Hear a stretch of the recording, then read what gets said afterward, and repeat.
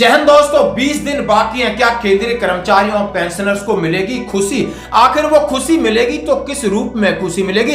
1 फरवरी 2025 को केंद्र से क्योंकि सरकारी कर्मचारी 8वीं वेतन आयोग को हरी झंडी मिलने का इंतजार कर रहे हैं। इस बजट में उनका इंतजार खत्म हो सकता है। केंद्रीय कर्मचारी महासंघ ने नए वेतन आयोग के गठन की मांग की। तो ये हाई टाइम है कि अब 8वें वेतन आयोग की घोषणा हो जानी चाहिए। हम लोग उम्मीद कर रहे हैं कि गवर्नमेंट आने वाला बजट में उसको अनाउंस भी करने जा रहे हैं। फार्मूले के तहत एक पे मैट्रिक्स बनाई गई जिसमें 18 लेवल है, आप जानते हैं, और हर लेवल में एक मल्टीप्लिकेशन फैक्टर लगाया गया। जैसा कि मैं बात कह रहा हूं कि कैबिनेट सचिव से बात हुई और बात करने वाले थे शिव गोपाल मिश्रा जी। उस शिव गोपाल मिश्रा जी से बात एक रिपोर्टर कह रहे हैं, क्या आप वेतन आयोग से खुश हैं? तो उन्होंने कहा है कि मैं वेतन आयोग तो होना ही नहीं चाहिए, वेतन आयोग बकवास है, इससे कर्मचारियों को कोई फायदा नहीं होता है। उन्होंने जब से वेतन आयोग बना उसके बारे में बात की। उन्होंने कहा, क्या आपको 8वें वेतन आयोग से पूरी उम्मीद है? क्या माननीय प्रधानमंत्री जी 8वां वेतन आयोग की लेकर वित्त मंत्री जी को आदेश देंगे? क्या आपको 1 फरवरी 2025 को खुशी मिलेगी? उन्होंने कहा किस तरीके से करोड़ों केंद्रीय कर्मचारियों की पे और पेंशन में सुधार होगा। आइए हम आपको बताते हैं शिव गोपाल मिश्रा जी से क्या बात हुई है और उसके बाद में आपको बताते हैं रूपक सरकार जी से क्या बात हुई है। उसके बाद में और लोग बताएं अरे आखिर ये है कौन, आखिर ये लोग हैं कौन। यदि आप इस चैनल से हैं तो मैं आपके सामने एक बात जरूर रखना चाहता हूं, ये है जॉइंट कंसल्टेटिव मशीनरी यानी नेशनल काउंसिलिंग स्टाफ साइड। ये एक संयुक्त पारदर्शी मशीनरी है जो सरकार और कर्मचारियों के बीच सभी विवादों को शांतिपूर्ण समाधान के लिए कर्मचारी पक्ष और अधिकारी पक्ष के प्रतिनिधियों के बीच एक रचनात्मक शांति वार्ता का एक मंच है। यानी जेसीएम एक बहुत बड़ा मंच है, इसमें बड़े बड़े ब्यूरोक्रेट्स हैं, हर एक जितने आपके कर्मचारी संगठन है उनके बड़े बड़े पदाधिकारी हैं, कैबिनेट सचिव तक इसमें रहते हैं। यानी ये 1966 के आसपास ये बनाया गया, इसलिए बनाया गया कि यानी कि जितने कर्मचारी हैं उनकी सेवा शर्तें क्या होगी, उनके कल्याण और कुशलता के लिए क्या क्या सुधार होंगे, उनकी पदोन्नति किस तरीके से होगी, उनके कर्मचारियों का वेतन कैसे होगा, भत्ता कैसे होगा, सुविधाएं कैसे होंगी। यानी सरकार पर मनमानी नहीं कर सकती, इसलिए बीच का एक ऐसा तंत्र है जो कि सरकार और कर्मचारियों के बीच एक वार्ता सुनिश्चित करता है। और ये लगातार बातचीत कर रहे हैं। जैसा कि आपने देखा होगा वित्त मंत्री महोदया से पहले भी आपकी ये बात हुई है, जो भी central of Indian trade union यानी सीटू के नेशनल सेक्रेटरी सुदेश देव राय ने आपको समझ सकते हो 4 दिन पहले बात की है। अब ये लगातार इसके ऊपर अपडेट आ रहा है। क्या मैं 20 दिन की बात 1 फरवरी 2025 को कोई निर्णायक दिन होगा? क्या वेतन आयोग की घोषणा होगी? क्या 6 महीने वाला एक जो सुझाव दिया है नेशनल काउंसिल ने, क्या वो लागू होगा? किन चीजों पर चर्चा हो रही है आप सभी समझ सकते हो कि किसी न किसी तरीके से केंद्रीय कर्मचारियों के वेतन और उनके पेंशन में सुधार हो, क्योंकि समय आ गया है, 10 साल पूरे हो गए। अब उन्होंने क्या बात कही शिव गोपाल मिश्रा जी ने, और आप समझ सकते हो इसके अलावा भी कोई तरीका हो सकता है। हमने कहा बहुत अच्छा तरीका हो सकता है, क्योंकि 7वें वेतन आयोग ने कहा था कि जब 50% डीए बढ़ जाए तो मैट्रिक्स को बदल दो, मल्टीप्लाइंग फैक्टर चेंज कर दो।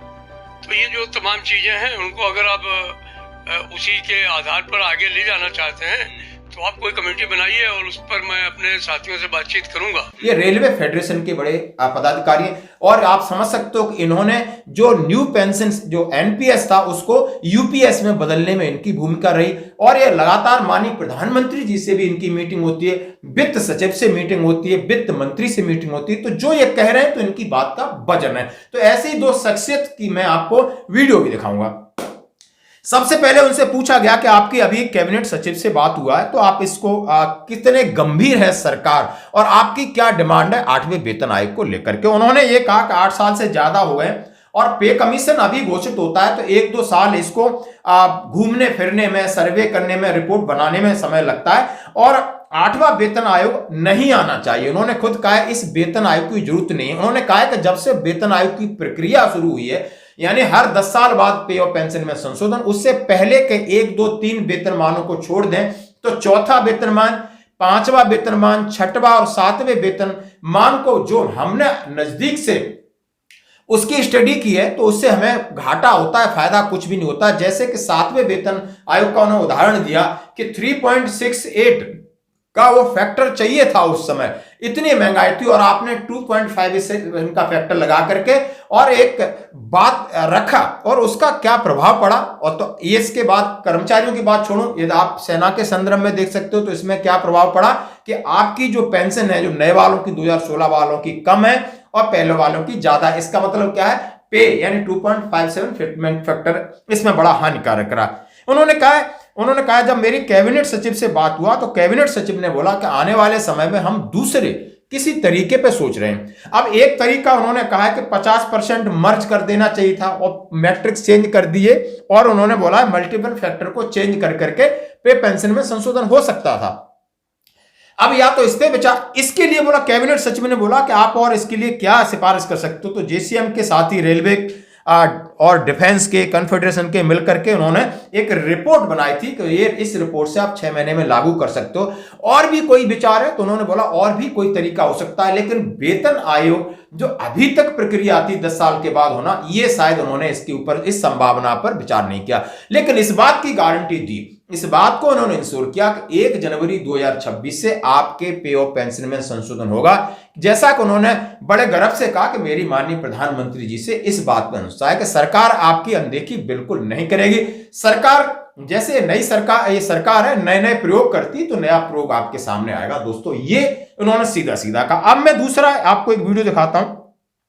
इसमें जेसीएम स्टाफ साइड के टॉप लीडर हैं रूपक सरकार जी। रूपक सरकार, ये आप समझ सकते हो, confederation of central government employees worker के प्रेसिडेंट है, यानी पूरा सेंट्रल गवर्नमेंट एम्प्लॉइज वर्कर के प्रेसिडेंट है। तो आप समझ सकते हो इनकी लगातार बड़े बड़े लेवल पे मीटिंग होती है। और कोई उन्होंने कहा है कि मैं इस सरकार क्या करेगी मैं अभी कह नहीं सकता, लेकिन जैसा शिव गोपाल मिश्रा जी ने कहा, लगभग उन्होंने वही बातें कहा है कि अब समय भी बीत चुका है और 1 जनवरी 2026 भी 1 साल के बाद आनी है। और उन्होंने कहा कि 1 फरवरी को हमें पूरी तरीके से में आश्वस्त हैं, उम्मीद है कि पक्का सरकार कुछ न कुछ आपके लिए घोषणा करेगी।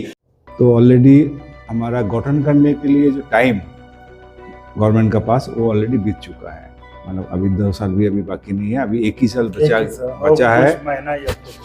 तो इससे हम लोग वेट कर रहे हैं कि गवर्नमेंट जितना जल्दी हो सके इसका गठन करेंगे, और गठन करने के बाद हम लोग 1/1/26 से जो हमारा ड्यू होगा उनमें से हमारा 8 पे कमीशन का लाभ हम लोग मिलेगा, सबको मिलेंगे। तो हाँ जी दोस्तों, आज के 20 दिन बाद क्या होगा, और बहुत सारी मांगे रखी, वो अन्य मांगों की बात नहीं कर रहे, 8वें वेतन आयोग की, यानी आपकी पे और पेंशन संशोधन की मैं बात करूं। 8वां वेतन आयोग के शब्द को शायद अब कहना जरूरी नहीं है, क्योंकि इन्होंने बार बार कहा है कि इसके अल्टरनेटिव पर विचार किया जा रहा है। और इसी तरीके से मैं आपको पिछली कई रिपोर्ट में आपके साथ साझा करना चाहता हूं, जिसमें आप रघुवैया सर की बात सुन सकते हो। उन्होंने कहा है 12 से 13 लाख हमारे कर्मचारी, और सरकार के ऊपर हम पूरी तरह दबाव बना दिया। यदि सरकार इसको नहीं मानती तो हम उनके ऊपर एजिटेशन पे जाएंगे या डिसएग्रीमेंट रिकॉर्ड कराएंगे कि आखिर सरकार हमारी बात क्यों नहीं सुन रही, क्योंकि हमारा जो उनसे करार है, यानी जो हमारी मीटिंग है उसमें सारी बातें रखी गई हैं और सरकार कोई ना कोई सकारात्मक जवाब देगी। अब ये बात कह रहा हूं दोस्तों, जैसा अभी आपने वीडियो देखे और तमाम तरह की चर्चा इसमें आपने सुनी, और इसमें कह रहे हैं कि बजट से सरकारी कर्मचारियों पेंशनर्स को क्या उम्मीद है। अब ये आज की खबर है, ये कह रहे हैं कि ट्रेड यूनियन ने बजट 2025-26 के लिए कई मांगे भी रखी, जिनमें EFFO की पेंशन बढ़ाना, ओल्ड पेंशन स्कीम को बढ़ाना और टैक्स की छूट को बढ़ाना। और उन्होंने कहा है बजट 2025 जैसे जैसे करीब आ रहा है, सरकारी कर्मचारी और पेंशनर्स वित्त मंत्री निर्मला सीतारमण से 8वें वेतन आयोग की घोषणा की उम्मीद किए हुए बैठे हैं। जैसा कि उन्होंने कहा कि अब 10 साल का समय होता जा रहा है। हर साल बजट से पहले वित्त मंत्रालय अलग अलग सेक्टर और यूनियनों से सुझाव लेता है। इस साल भी ट्रेड यूनियन के प्रतिनिधियों ने वित्त मंत्री से मुलाकात की और 8वें वेतन आयोग को तुरंत लागू करने की मांग की। जैसा कि उन्होंने C2 central of Indian trade union के सेक्रेटरी सुदेश देव राय ने कहा है कि 7वां वेतन आयोग को लागू किए हुए 9 साल हो गए, अब वेतन के संशोधन की जरूरत है, यानी जनवरी 2026 में लागू हो सकता है 8th पे कमीशन। इसकी संभावना पर उन्होंने कहा है कि पैटर्न को देखते हुए, उन्होंने पैटर्न चेंज हो सकता है लेकिन पेंशन में सुधार, पे पेंशन में सुधार होगा। पुरानी पेंशन योजना बहाल करने की मांग को उन्होंने रखा, 10 साल टैक्स में छूट करने की मांग को रखा। यानी आप यदि मैं इसको कंक्लूड करूं तो आप ये समझ सकते हो कि कुछ न कुछ सरकार लेके आएगी। सरकार हमेशा चौंकाने वाले फैसले लेती है।